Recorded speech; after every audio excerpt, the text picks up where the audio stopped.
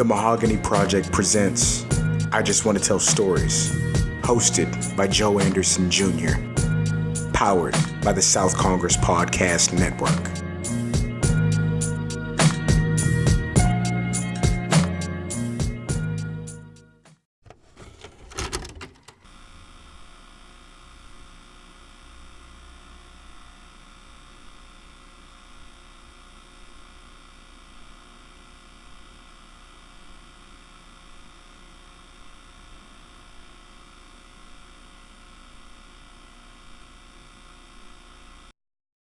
Hello. Welcome to episode 7 of I Just Want to Tell Stories.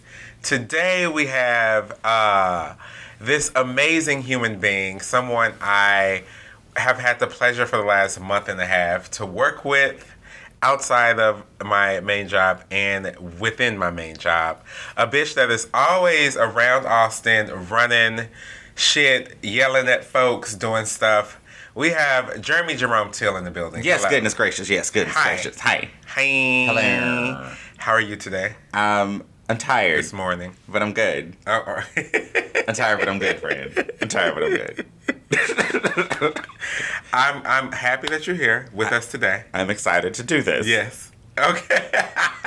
I am so excited to do this. This is essentially what we do at work all day. Basically. This is literally it. Yeah. Only difference is your desk is this way, like behind me. Yeah. So I have to either face you or just talk at a wall and you can hear me. Yeah. Essentially, I'm looking at other people that I'm not talking to you to, but I'm talking to you. Correct. Yes. Okay. Correct.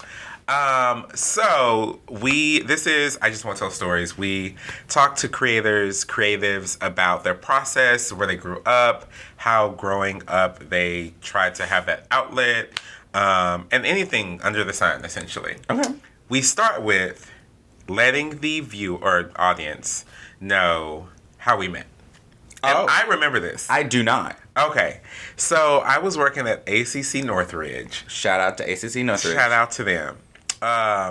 And you came, I was in student life, I was in my office, you came in and was like, oh, can I post some flyers about my photography, business, whatever you were doing. Okay.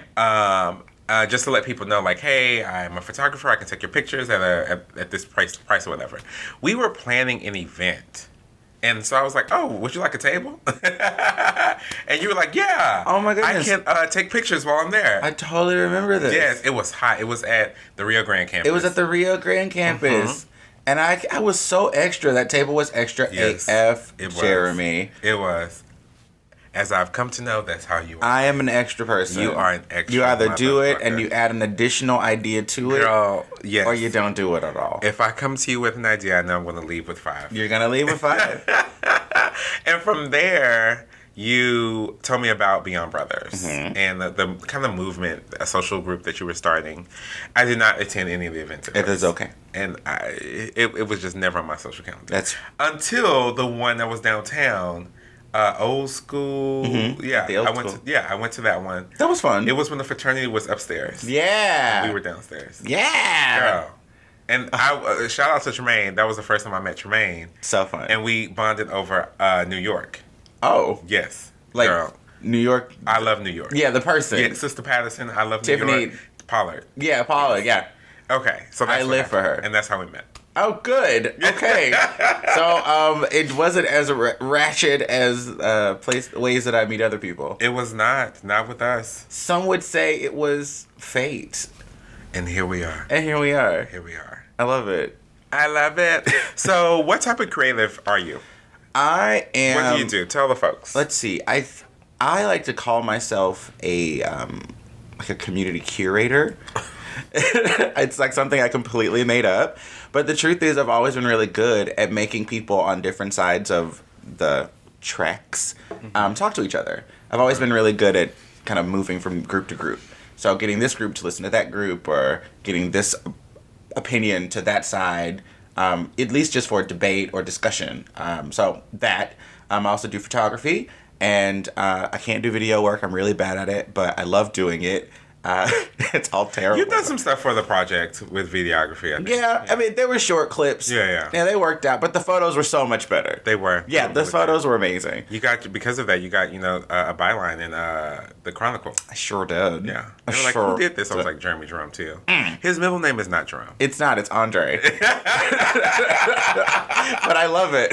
I love it. And I call him a different middle name almost all the time. Jerome is the more like... It keeps coming up. Yeah. Jeremy Jerome Teal. I love it. I think I said Jeremy Dante Teal the other day. I like that. Yeah. That's... So... I would go by Dante out of town. That's a good name. Community curator, photographer. And that's really about it. I mean, I can do almost anything. That sounds really weird, but I really think of myself as a Renaissance creative. If you give me a thing in which a person has to create, I will give it a go. Okay. Sewing, crafting. You do sew. I can sew. Forgot. I was like, I feel like there's more. Yeah, I can knit. I can sew. I'm an amazing organizer, which I think is a creative process, personally. I'm not great at painting, but I'm really good at curating art. Yeah. I'm an amazing event planner. I love myself, so I know a lot of things about myself. I know I'm good at stuff. Well, that's good. So let's get to that later. I was about to ask you a question, but let's get to that later. So tell us where you're from. Duncanville, Texas. Duncanville, Texas, south of Dallas, Texas. Okay. So you grew up in Dallas area. Basically. Okay. So what was it like growing up in Dallas, Duncanville?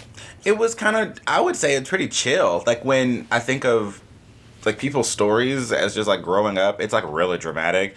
My life was real simple. I would go to school and come home and go to choir practice and go home. It's like it was. You would not be on Lifetime if they had a bio. No, you would be on History Channel. Yes, A&E. Yeah, like it would be something really like boring. You could get mine Discovery up until maybe like 21. My life was real boring. Then you went to then it was just like hot mess. Girl.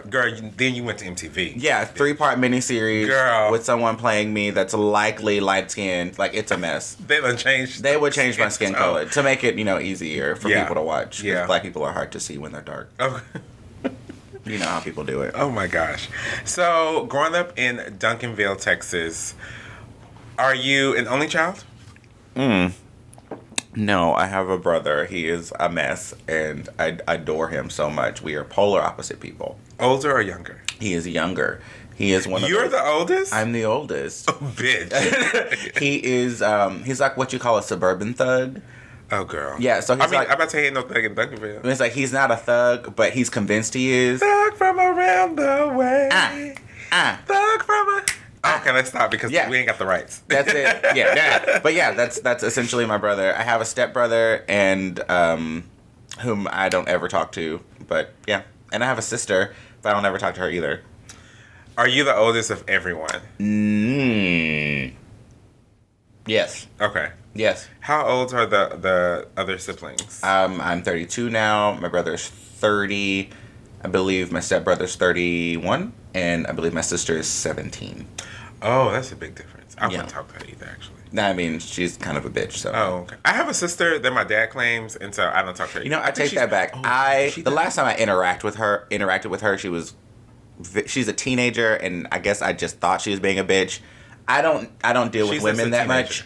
So, especially young women, and I'm like gay, so like I could come across really weird. She's also from the suburbs and grew up in a really Christian household, so she probably thinks I'm going to hell or something weird like that. That's a very interesting dynamic. Yeah, she's very interesting person. So what was Jeremy Jerome Teal like growing up? In 3 words, how would your family describe you?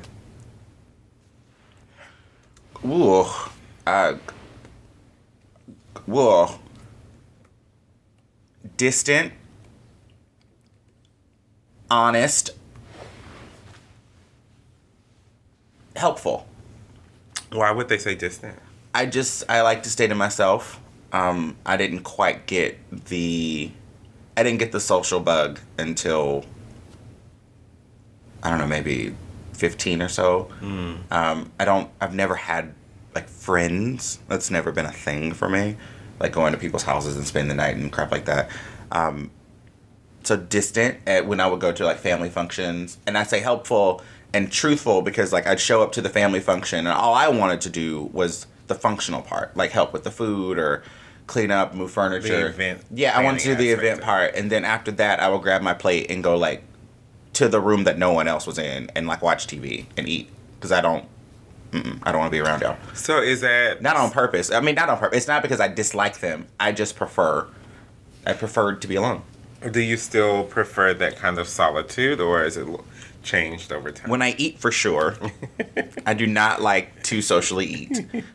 So if people invite me to dinner, I normally don't order anything like too big or crazy, because I can't eat and talk at the same time. And if I'm eating, I kind of want to watch something or listen to something. So it's kind of hard to do that at dinner with friends because you're supposed to be interacting with them. Social. Yeah, so I just like have a salad or some soup and my drink. So yeah, but now I'm still kind of like that in a way, I guess. Yeah. I put out a lot of energy as far as like making people talk to one another. I really love to listen to people that don't know each other talk to each other. Where do you think that comes from? People not wanting to talk to me.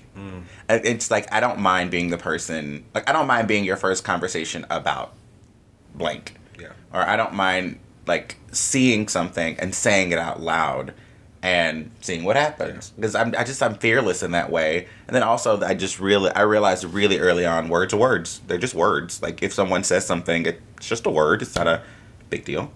So you see yourself as trying to form connections between people. Absolutely. Okay. What was the first connection that you made? Whether it was elementary school, middle school, high school, like, what do you think you remember, like, I made that connection happen? Oh my goodness. Sorry for going so far back. I know, girl, getting up in this old age. No, it's fine. I can't think of anything currently. You know what? I don't know if it was my first, but something that comes to mind was I got a lot of the athletes to join choir and take arts credits in middle school. And I remember being in gym class and like the basketball team was doing something basketball-y. Yeah.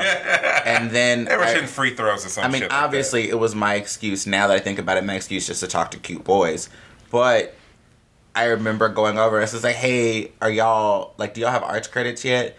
And of course, most of them weren't trying to talk to me at all. And I was like, well, just letting you know, you can join choir and it's real easy and you don't even have to be able to sing. Like, it's not a big deal. And pretty much became best friends with like every athlete in Duncanville because I got them basically free arts credits. And there was a way to get your GPA up. You would always get an A, so you don't have to worry about it. They may needed that. They did. They absolutely. I saved a lot of GPAs. Girl, you saved a state championship. I saved a few state championships in my life. I sure did. So were you out in high school? Yeah. Oh, were you? Gay. Okay, so I want people to get context. Oh, okay. When did you graduate? 2005. Right. So 2005, it was not like it is now, bitch. Oh no. It was not like SARS, like we had shoes, genders clovers, or balloons. Yeah, we had genders in 2005, and we were on that binary, and we were on that like the idea of the word queer was bad. Yeah, it's a bad word. I remember DOMA, the Defense of Marriage. Yeah, I remember them debating this. Girl, it was a lot. That it was like. No, gays couldn't be in the military at the time. School shootings, girl. Like, people fights breaking out, like I don't know, like student riots. Like it was just. Did y'all have a riot at Duncanville? I wouldn't call it a riot. Okay. I would just call it a bit of an uprising during a period. So you were at Duncanville. What's your relationship like to your family? My family is not a very close-knit family as far as people would consider family to be. Mm-hmm. We see each other legally one holiday a year. Okay. Pick a holiday. It could be Easter, it could be Thanksgiving, we don't know. But that's your one. That's our holiday to be like hanging out together with each other. What do we do? Nothing. No? Like it's fast. Like it's get there, have the food ready, eat the food, shake hands, leave. Like there's none of that like sitting out watching TV, talking about the game. None of that shit. Nobody watches sports in my family. Oh, really? Oh, no, okay. the TV's like just there, so we don't. There. So we're not awkwardly staring at each other. Interesting. I'm telling you, that's why I'm fucking weird, friend. Yeah. So, what was the first thing that you did as a creative growing up? Like, what was it? Clothes. Clothes? Putting together outfits. I just can't forget it. It's my grandmother used to clean houses.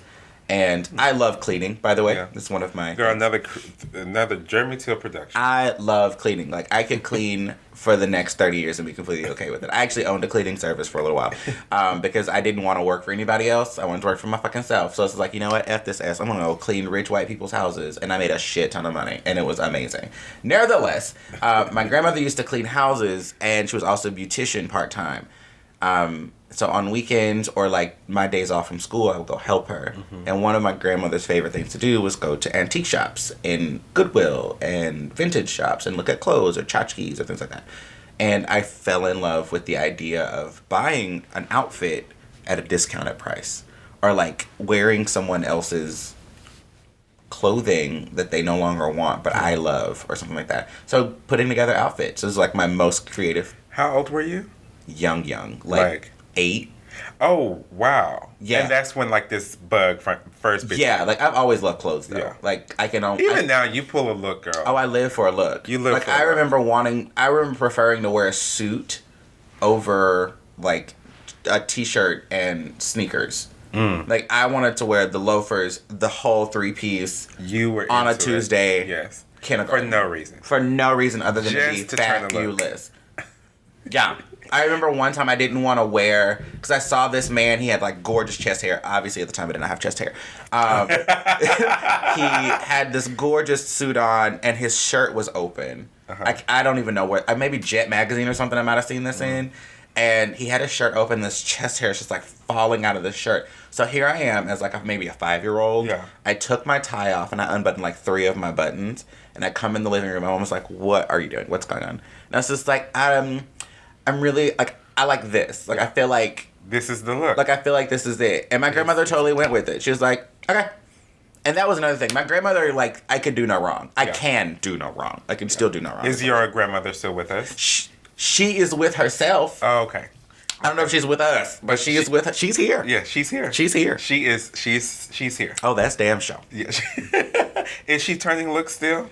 She is, the closet exists. Yeah. She doesn't have she could turn a look if we give her instruction. Yes. Okay. It's like, Mama, we going to die. Yeah. And she's like, bet. She'll show up. She's got the look. Girl, I'm death ready, bitch. She is. Death becomes her. She is. So do you go back to Dallas often? Yes.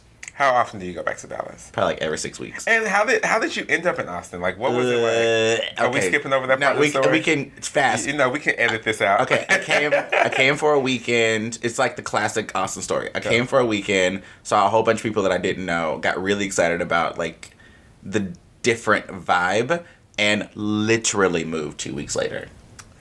Oh, you one of them girls. Yeah, like I didn't have a job. I got an apartment because at the time I was leasing apartments. Uh-huh. So like I knew how to basically get an apartment with no money. So I got an apartment with my friend and I would drive back to Dallas and work for 3 or 4 days at a restaurant, pay my bills for the month, and just stay for the month. Girl, a real creative life. I'm telling you. Girl, come on there, artist. Clean a house here or there, take some pictures here and there. Girl, I was never hungry. Girl. Always had gas. Well fed. Didn't have no dick though. The boys that comes later in the story. Got it. The boys didn't like me. Later in the story. Okay, so I want to talk a little bit more about your photography. What got you into starting to do that? Was that after Austin or before Austin? I think I've always liked photography. I just didn't think it was accessible. What aspects of photography did you like? I think initially really what I liked the most was the garment. So you got to photography through fashion? Absolutely. I've always loved fashion photography, but I didn't know it was fashion photography. Obviously, I was just looking at people in clothing. I just loved the idea of being able to wear an outfit and it was just for that image. Or like obviously like the shirt that you're wearing right now on a person belted with a thing. It's just like, oh, it's an editorial moment, but it's really just a polo.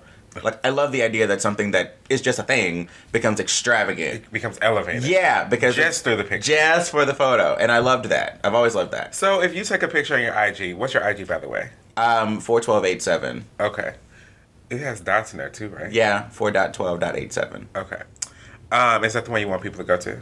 That one, I mean, I don't care. Girl, you have about 5 or 6. It's Jeremy ATL and 41287 and Mr. Texas Leather 2019. Okay. I forgot my question, bitch, because you... Oh, okay. Instagram. Sorry. Instagram. Welcome to I Just Want to Tell Stories.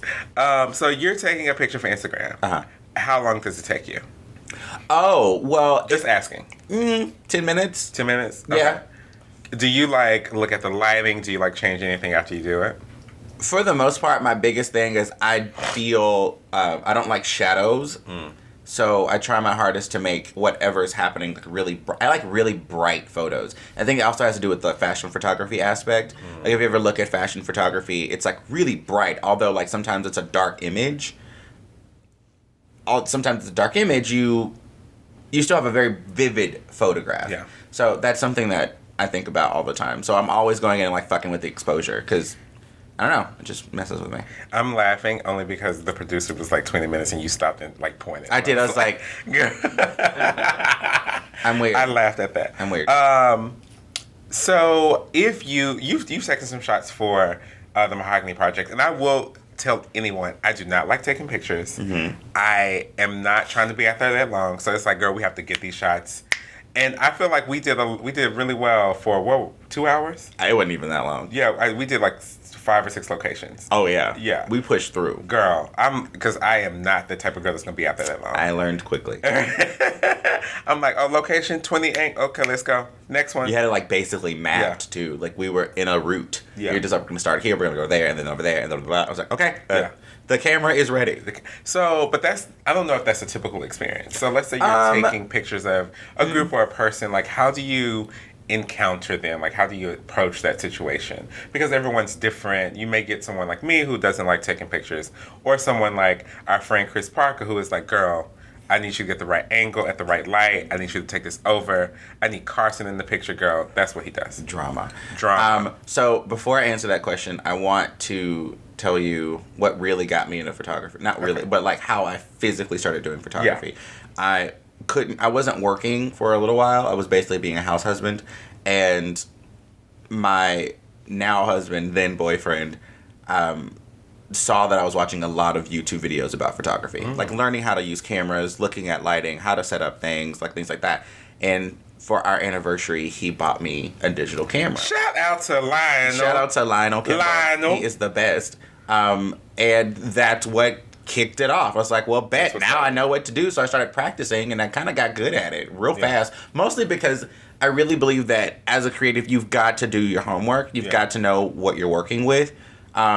So you can fuck it up. Yeah. Like, so you can go and put your own spin on it. You don't just show up and start. So your homework was doing, like, the YouTube videos to Absolutely. Really see, like, and before then, you even had a camera. Absolutely. And I learned on a film camera. So it's like the idea of having to get everything right first shot because you only have 30 frames. Yeah.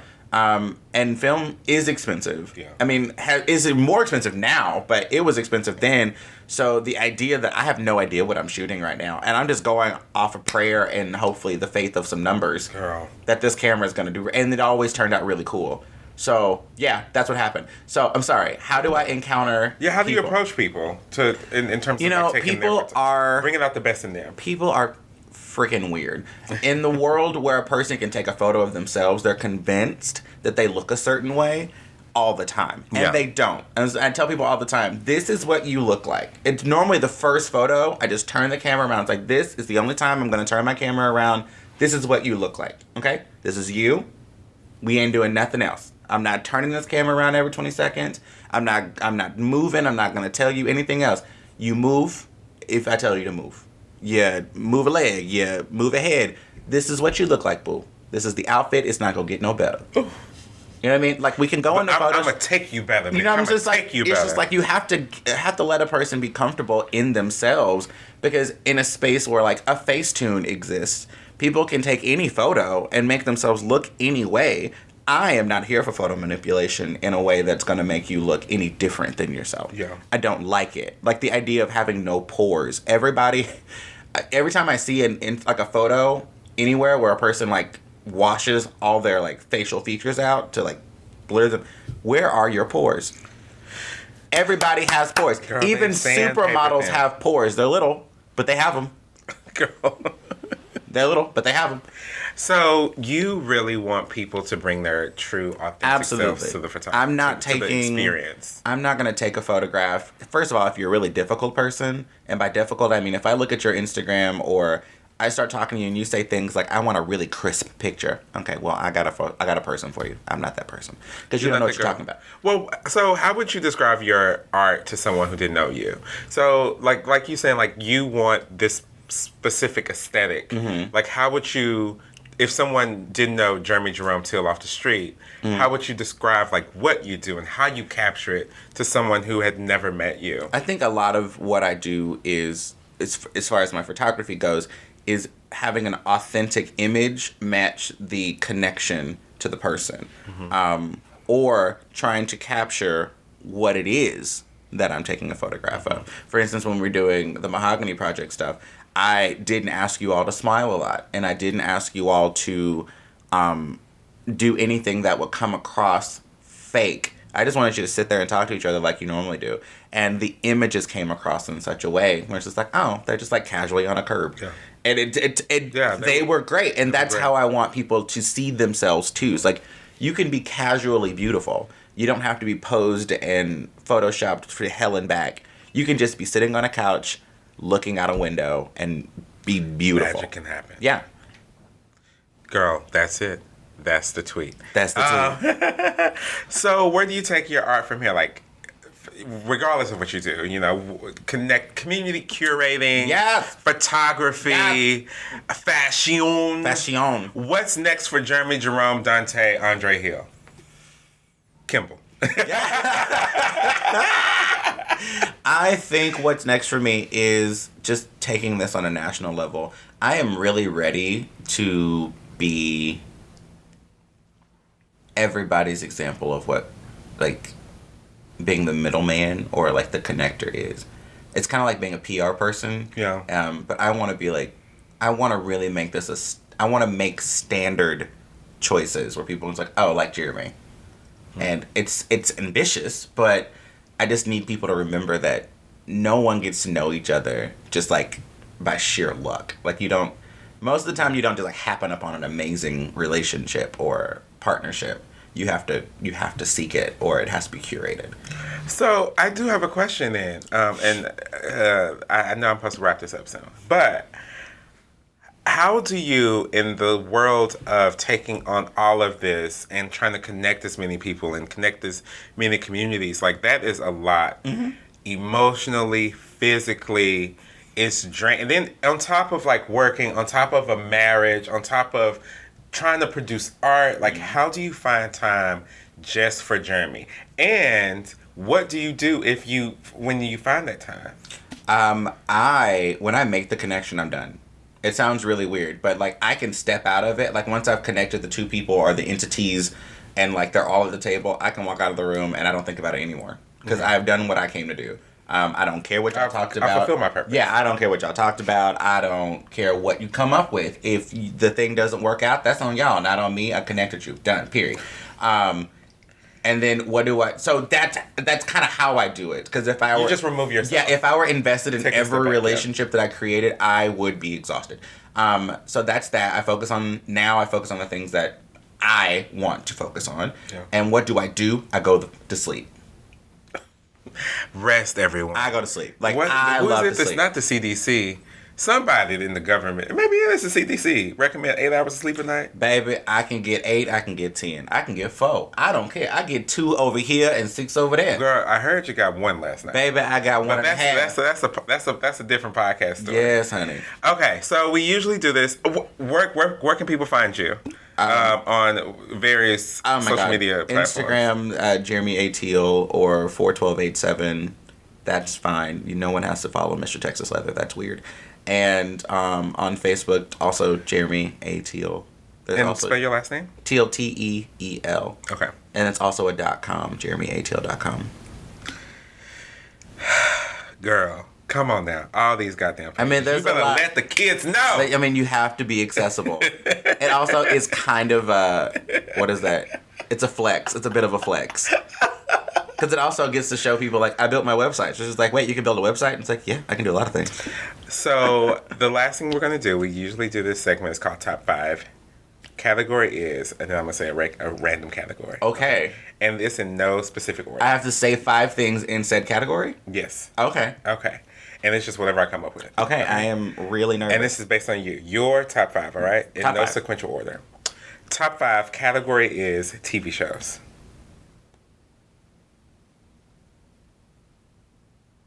Living Single. Okay, I was just watching that. Absolutely Fabulous.